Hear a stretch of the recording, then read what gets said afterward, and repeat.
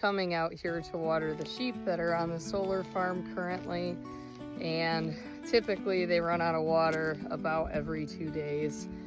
And I see a familiar face at the water tank. The sheep for the most part have been pretty shy over the last few weeks. Here's one of our bottle lambs from last year. She's a mama this year, and I think that's her lamb next to her.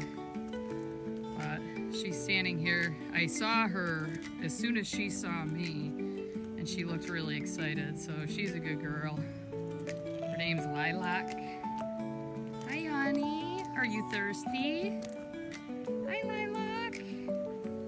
Hi, honey. How are you, sweetie?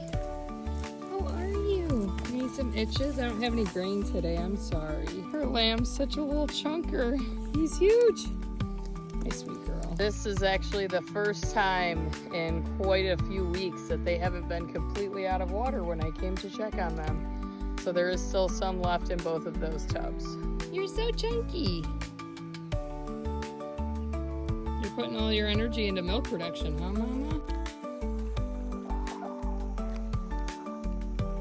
They are filled back to the brim again. I'm just not sure how long the rest of this water in this tub is going to last. We just filled it earlier this week, so they're drinking a lot. You can see the sheep path from the water tub back to where they're currently grazing. They have very distinct paths, similarly to cows.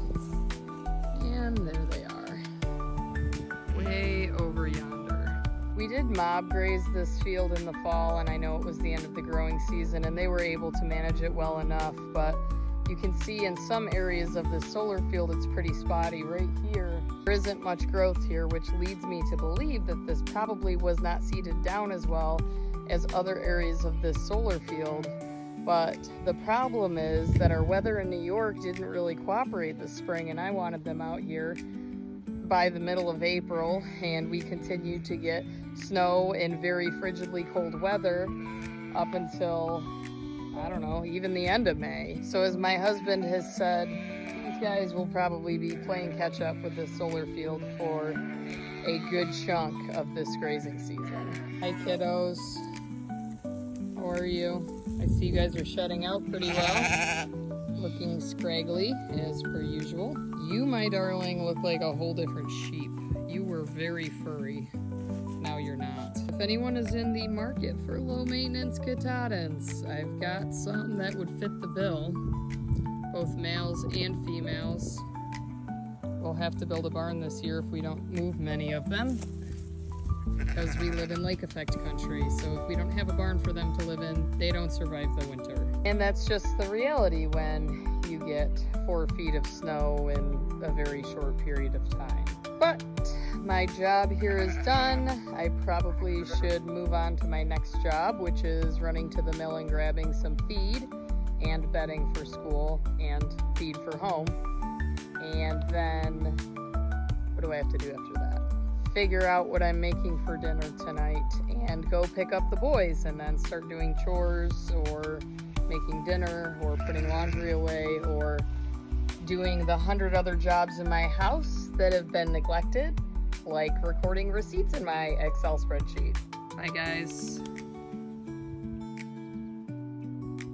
Be good. Eat lots of grass. I am also in search of a relatively tried and true method on how people manage black flies on their sheep.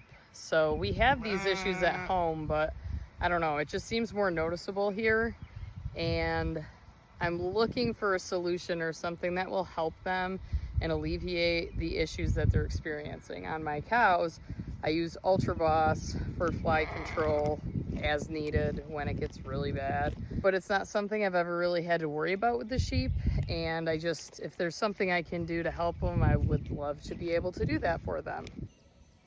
That's our pet Weather. He doesn't have a name yet.